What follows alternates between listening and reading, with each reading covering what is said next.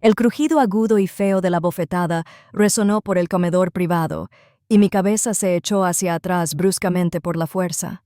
Un calor abrasador irradió por mi mejilla mientras el mundo se sumía en un silencio sepulcral y conmocionado. Mi padre, Richard, un hombre cuyo temperamento había ensombrecido mi vida entera, permanecía de pie junto a mí con la mano aún levantada. Farfulló, con el rostro convertido en una máscara de furia púrpura. ¡Maldito desagradecido! Pero las palabras murieron en su garganta, ahogadas por otra voz, una voz tranquila y autoritaria que atravesó la tensión como una navaja. Mayor Hayes, retírese. Todos se giraron. El coronel Jim Mercer, antiguo compañero de academia de mi padre y mi invitado, se puso de pie. Su postura era erguida como un palo, su actitud amistosa de invitado había desaparecido por completo, reemplazada por una máscara de fría autoridad, una mirada que conocía demasiado bien de las estériles salas de reuniones, a medio mundo de distancia. Miró a mi furioso padre y luego a mí, y su voz se suavizó con una diferencia completamente extraña en esa sala. «General, ¿se encuentra bien?» La palabra quedó flotando en el aire. General, era una granada con el seguro quitado y nadie sabía qué hacer con ella. El rostro de mi padre se contorsionó, pasando de la rabia a la absoluta confusión e incredulidad. General, ¿de qué demonios está hablando? Los ojos del coronel Mercer se entrecerraron como rendijas de hielo, con la mirada fija.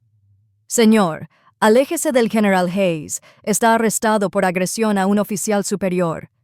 3 horas antes, el aire estaba cargado de una tensión diferente, la festividad forzada de mi cena de 40 cumpleaños. Mi padre estaba en la corte, disfrutando del reflejo glorioso del impecable uniforme de primera clase del coronel Mercer.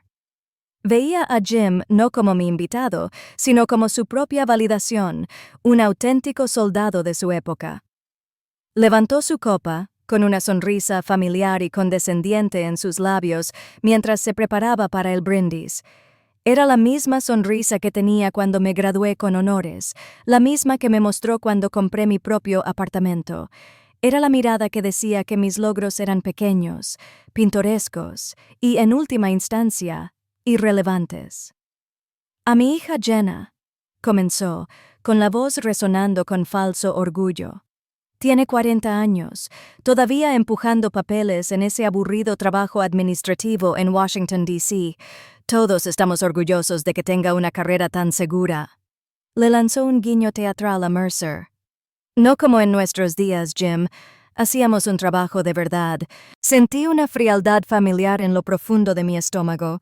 Podía sentir la mirada del coronel Mercer sobre mí, su incomodidad, algo palpable en el aire entre nosotros. Esto no era solo otro insulto casual, otra marca en una vida de despidos. Esto era diferente.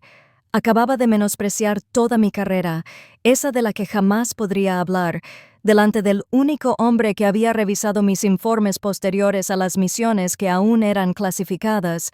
Se rió entre dientes, pensando que era solo otra broma a mi costa. No tenía ni idea. Simplemente me menospreció delante del único hombre que tenía que leer mis informes clasificados de misión. Para entender el ajuste de cuentas que siguió, hay que comprender las 2 vidas que llevaba. Para mi familia, yo era una abstracción, una presencia silenciosa en un rincón de la habitación. Mi vida, tal como la veían, era una colección de decisiones seguras y sin importancia. Recuerdo mi graduación universitaria con dolorosa claridad. Había sido el mejor de mi clase en relaciones internacionales y estudios estratégicos. Mi mente bullía con teorías sobre conflictos globales y diplomacia. Mientras estaba allí, con mi birrete y toga, sosteniendo el certificado de summa cum laude, mi padre me dio una palmadita en el hombro. No miró el certificado, simplemente sonrió con su típica sonrisa despectiva y dijo: «Qué bien, cariño, toda esa lectura valió la pena. Ahora puedes conseguir un trabajo estable en la oficina de registros del condado». Y así, sin más, nació el apodo. Jenna, la oficinista. Lo decía con una risita en los días festivos, y el nombre se me quedó, etiquetándome como alguien pequeño y administrativo. Cada reunión familiar se convertía en una representación de sus pequeñas glorias militares. El centro de la sala era una vitrina que albergaba sus pulidas medallas de servicio y sus antiguas insignias de mayor, la hoja de roble. Contaba las mismas historias de su tiempo en Alemania, sin ser combatiente, historias que se volvían más grandiosas con cada relato. Mis intentos de conectar, de debatir sobre la teoría geopolítica moderna o el cambiante panorama bélico, se recibían con una palmadita condescendiente en la mano. «Deja las grandes ideas para los hombres, cariño», decía, volviéndose hacia el público de sus hermanos, envueltos en la tensión. A pesar de todo, mi madre, Eleanor, fue una pacificadora profesional, una mujer que creía que suavizar las cosas era lo mismo que resolverlas. «Ya me encontraría en la cocina más tarde», decía con expresión de disculpa. «Es solo de otra época, Jenna», susurraba, como si eso lo explicara todo. «Está orgulloso de ti, a su manera. Simplemente no tiene palabras para describir una vida como la tuya». Sus excusas se convirtieron en parte del ruido de fondo de mi vida, un recordatorio constante de que era yo quien tenía que comprender, adaptarse, encogerme para encajar en su mundo. Yo era quien hablaba un idioma que se negaban a aprender, pero en mi otra vida no había malentendidos. Mi idioma era el único que importaba. Hace 6 meses me encontraba en el frío y silencioso interior de un esquife en Fort Mee. Mi indicativo es Siberus. En esa habitación no se oía nada más que el zumbido de los servidores y la respiración tranquila y controlada de los mejores especialistas en ciberguerra del mundo. Una enorme pantalla del tamaño de una pared mostraba flujos de datos cifrados en cascada. Un inminente ataque sofisticado a un componente crítico de nuestra infraestructura satelital. Era un ataque que podría cegarnos, ensordecernos y dejarnos vulnerables de maneras que el mundo solo descubriría cuando fuera demasiado tarde. La tensión en la sala era física, un peso aplastante. Pero afuera permanecía completamente inmóvil. Mi equipo me observaba, con el rostro iluminado por el brillo de sus monitores. Di con calma una serie de órdenes precisas. Mi voz nunca superó el tono de una conversación. Aíslen el nodo principal. Quiero a nuestro equipo principal de contraexploitamiento listo para implementar el protocolo Nightshade a mi señal.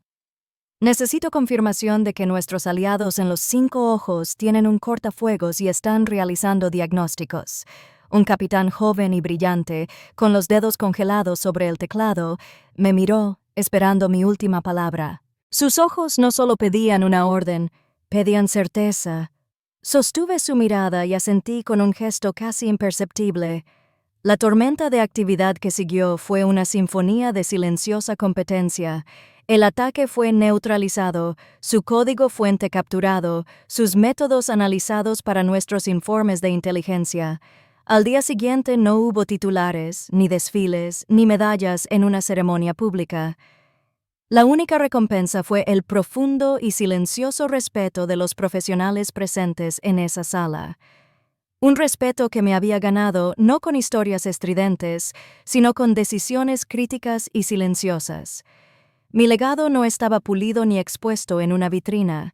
Estaba escrito en código silencioso, en desastres evitados, en una obra que el mundo daba por sentada. Esta era la dualidad en la que vivía.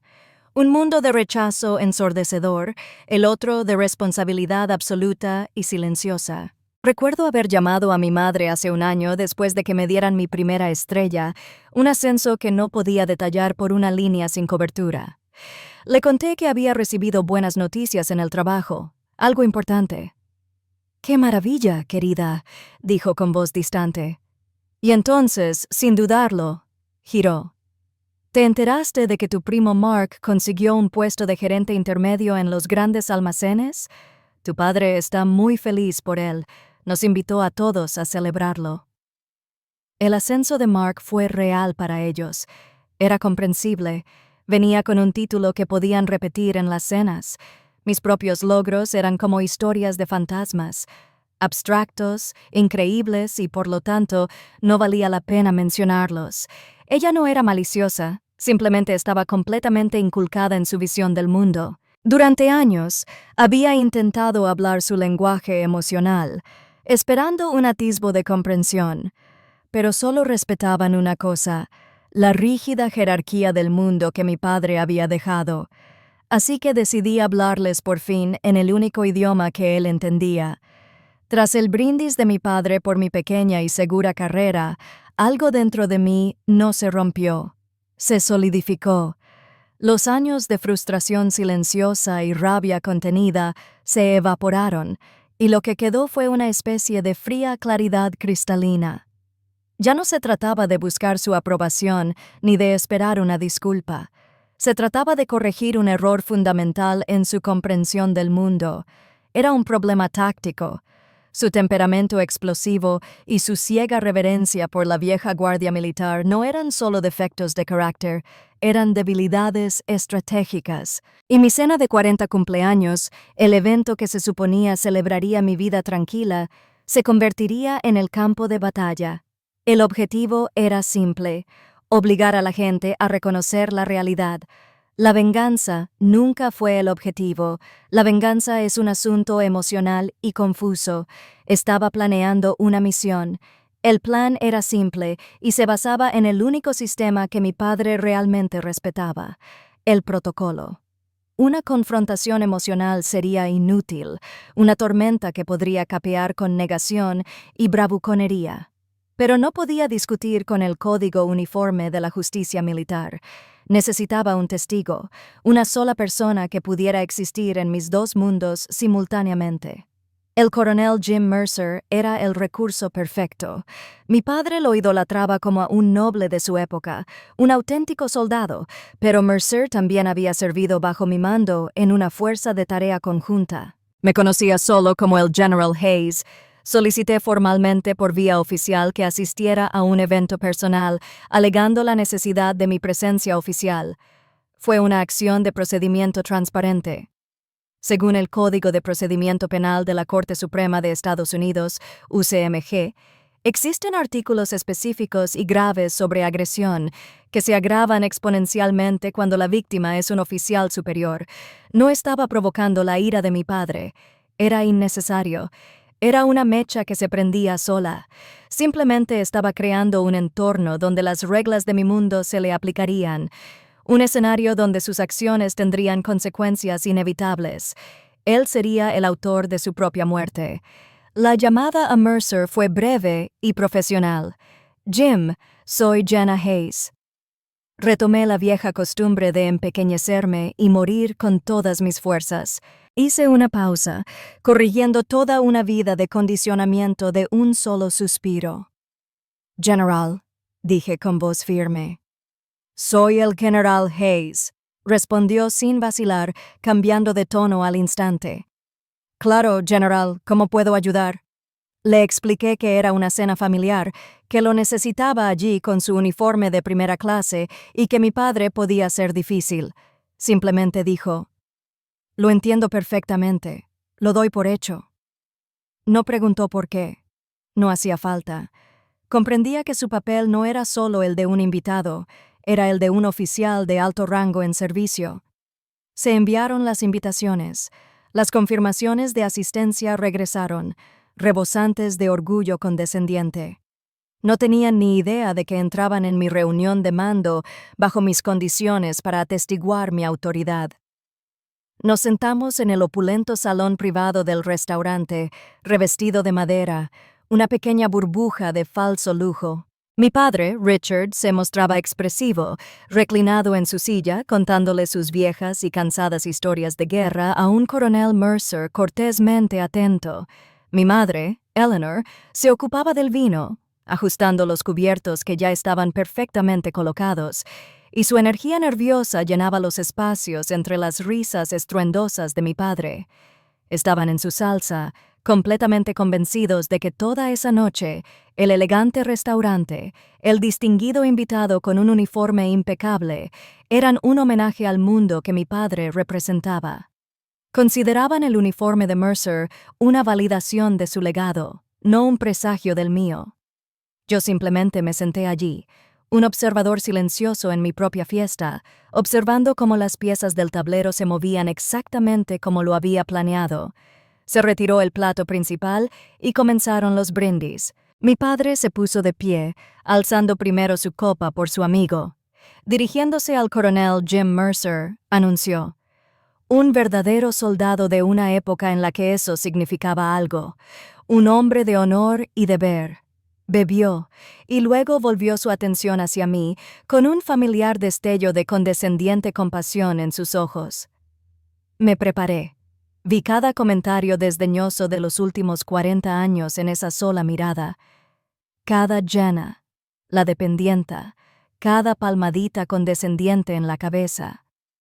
Este era su gran final, y a Jenna le dijo, con la voz llena de fingido sentimiento: 40 años. Todavía esperando a que encuentre un buen hombre y siente cabeza. Tal vez ahora que ya ha cumplido los 40, por fin se dé cuenta de que todas esas tonterías profesionales no son lo que importa al final. El insulto fue directo y público, con la intención de humillarme delante del único hombre cuyo respeto ansiaba. Mi madre se quedó mirando su plato. No alcé la voz, ni me inmuté. Simplemente lo miré a los ojos desde el otro lado de la mesa y le dije con calma y claridad: mi carrera me importa, papá, y le importa a nuestro país. Fue un tono bastante desafiante, como si fuera una mecha. Su rostro se ensombreció, la máscara jovial se desvaneció para revelar la rabia que yacía debajo. «No te atrevas a ser irrespetuoso», gruñó, con voz baja y peligrosa. «Te enseñé todo lo que sabes sobre disciplina». Se puso de pie, su voz resonó en la pequeña habitación, su sombra se posó sobre mí. «Tienes una vida fácil de la que no sabes nada de sacrificio». Se abalanzó hacia adelante, balanceando el brazo como un borrón. El crujido de su mano contra mi mejilla fue repugnantemente fuerte, un signo de puntuación húmedo y feo en la habitación silenciosa. Una ola de fuego se extendió por mi piel. Luego, silencio. Un silencio absoluto y resonante. Mi madre dejó escapar un pequeño jadeo ahogado, llevándose la mano a la boca. Pero antes de que pudiera procesar el dolor, antes de que mi padre pudiera volver a levantar la mano, el coronel Mercer se puso de pie. Su silla raspó con fuerza contra el suelo. Su voz era gélida. «Mayor Hayes, retírese». Mi padre se quedó paralizado, aturdido por la repentina orden, el uso de su antiguo rango como un látigo.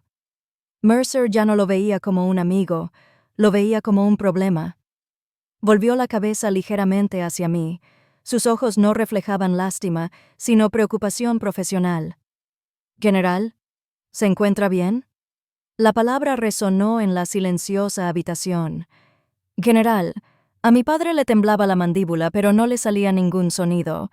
Su rostro, que antes estaba morado de rabia, palidecía, dejando tras de sí una confusión pálida y flácida. «¿Qué? ¿Cómo la llamaste?» Finalmente logró graznar, con la voz como un susurro de caballo. Mercer lo ignoró por completo, con la atención fija en la puerta. Su voz se tornó formal, con todo el peso de su rango. «Mayor Richard Hayes acaba de cometer una agresión contra un oficial superior en mi presencia. En virtud del artículo 128 del Código Uniforme de Justicia Militar, lo arresto». Como si fuera la Q, la puerta de la sala privada se abrió y entraron 2 policías militares uniformados. Eran altos, estoicos, y su presencia absorbía todo el aire que quedaba en la habitación. Mi padre se quedó mirando las insignias de sus uniformes, y algo en lo profundo de su memoria muscular tomó el control. Enderezó la espalda y cuadró los hombros. Se puso de pie involuntariamente, toda una vida de entrenamiento anulando su pensamiento consciente. Parecía la estatua de un soldado destrozado. Me levanté lentamente, con el rostro sereno y decidido. Al hacerlo, mi blazer se movió, y la única estrella plateada brillante en el cuello de mi blusa reflejó la luz. Era pequeña, pero en esa habitación lo era todo. Mi madre finalmente habló. Su voz, un susurro áspero y entrecortado.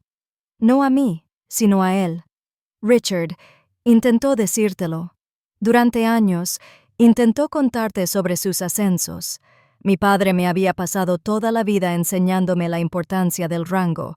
Al final, solo le bastaron 6 palabras para comprender quién superaba a quién.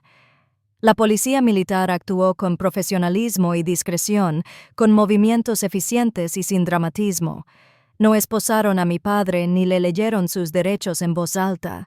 Simplemente lo flanquearon, y él pareció encogerse entre ellos, un hombre silencioso y destrozado cuyo mundo entero se había desmoronado en 30 segundos. No me miró mientras lo escoltaban fuera del restaurante.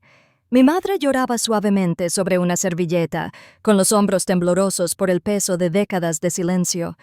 El coronel Mercer me dedicó un breve y respetuoso gesto de asentimiento, con una mirada que transmitía una inmensa comprensión. «Mi coche me espera, general». Salí de aquella opulenta habitación, dejando atrás mi antigua vida, sentada a la mesa junto a una mujer que lloraba y un vaso de agua volcado. No miré atrás. Los sonidos del restaurante, el tintineo de las copas, el lejano murmullo de la felicidad ajena se desvanecieron tras de mí. Los reemplazó el silencioso y aislado zumbido de un sedán del gobierno al cerrarse la puerta, acallando el ruido para siempre. En la parte trasera de ese coche, conduciendo por las oscuras calles de la ciudad, no me sentía ni enojado ni triunfante. Me sentí inmóvil. La guerra en 2 frentes por fin había terminado. Había ganado. 6 meses después estaba en mi oficina con vistas a los extensos y cuidados jardines de Fort Mee. La falsa luz del sol se filtraba por la ventana, reflejándose en una carta enmarcada del Jaguar que estaba en mi escritorio. Era el informe final del caso de mi padre. Lo había leído una docena de veces, no por satisfacción, sino por su serena irrevocabilidad. No habría pena de prisión.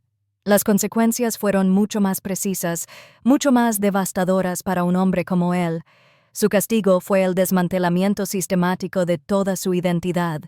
Recibió una carta pública de censura formal, una mancha en el historial militar que tanto apreciaba. Fue despojado permanentemente de todos los privilegios en las instalaciones militares, lo que significaba no más visitas al comisariato, no más uso de las instalaciones de la base, no más disfrute del reflejo de la gloria de un uniforme del que ya no merecía estar cerca.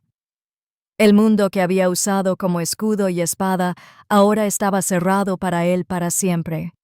Y finalmente, lo obligaron a asistir a un programa de 1 año para el manejo de la ira y la terapia.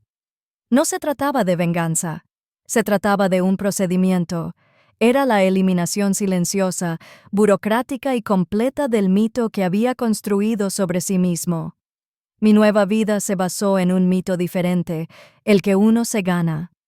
Esa tarde, dirigía una reunión informativa de alto nivel para una iniciativa multinacional de ciberdefensa. La sala estaba llena de profesionales serios y centrados de naciones aliadas, oficiales de inteligencia, estrategas militares y expertos en tecnología. El coronel Mercer estaba sentado a mi derecha, ahora mi subordinado directo en este proyecto. No había fanfarronería en la sala, no hacía falta contar historias grandilocuentes. El respeto era absoluto, una corriente silenciosa que fluía entre personas que comprendían la importancia del trabajo que realizábamos. Esta era mi familia ahora, esta era mi tribu, una unidad unida por la competencia y la misión, no por obligaciones incumplidas ni autoridad inmerecida. Más tarde ese día, encontré una carta manuscrita en mi escritorio que había dejado allí mi ayudante. La letra era de mi madre, temblorosa pero familiar. Era el primer contacto que tenía con ella desde aquella noche. Mi mano estaba firme al abrirlo. En él se disculpaba por sus años de silencio, por permitir su comportamiento por un miedo que apenas ahora empezaba a comprender. Tenía tanto miedo de su ira que, según escribió, olvidé estar orgullosa de mi hija. Ahora te veo, Jenna. Por fin te veo. Me preguntó si podía visitarla alguna vez para conocer a la hija que sentía que nunca había conocido. Hace un año, esa carta habría sido todo lo que deseaba. Habría llorado, pero ahora sentía una serena distancia. La leí, la doblé cuidadosamente por sus pliegues originales y la guardé en un cajón de mi escritorio. La puerta de la reconciliación estaba abierta, sí, pero yo sería quien decidiría si la abría o no. Mi paz ya no estaba en sus manos, era mía. Mi padre creía que un legado era algo que se hereda. Aprendí que un verdadero legado es algo que se construye en silencio y se reconoce en público. Si alguna vez has tenido que demostrar tu valía a quienes se niegan a verla, comparte tu historia abajo. En esta comunidad, tu experiencia siempre será reconocida.